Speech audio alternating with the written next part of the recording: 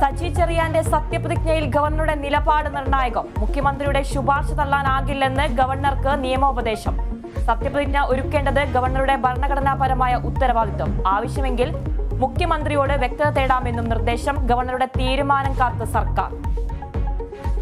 മതവിരുദ്ധമായ യാതൊന്നും പാഠ്യപദ്ധതി പരിഷ്കരണത്തിൽ ഉണ്ടാകില്ലെന്ന് എം.വി. ഗോവിന്ദൻ.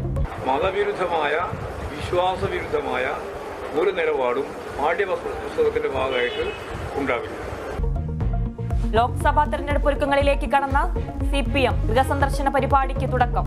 പങ്കെടുത്ത് മന്ത്രിമാരും PB അംഗങ്ങളും. തിരുവനന്തപുരം പുത്തൻപള്ളിയിൽ ഗൃഹസന്ദർശനം നടത്തി എം.വി. ഗോവിന്ദൻ.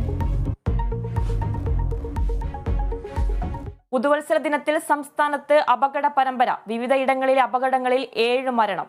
ഇടുക്കി അടിമാലിയിൽ ബസ് മറിഞ്ഞ് വിദ്യാർത്ഥി മരിച്ചു. ആലപ്പുഴ തലവടിയിൽ പോലീസ് ജീപ്പ് ഇടിച്ച് 2 യുവാക്കൾക്ക് ദാരുണാന്ത്യം.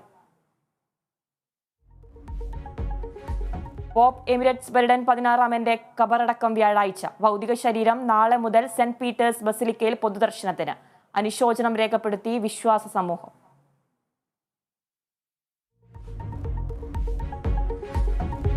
ശബരിമല സന്നിധാനത്തെ അനാചാരങ്ങൾക്കെതിരെ നടപടിയുമായി തിരുവിതാംകൂർ ദേവസ്വം ബോർഡ്. ബോധവൽക്കരണം നടത്തും. ലഘുലേഖകൾ വിതരണം ചെയ്യാനും ബോർഡുകൾ സ്ഥാപിക്കാനും നീക്കം.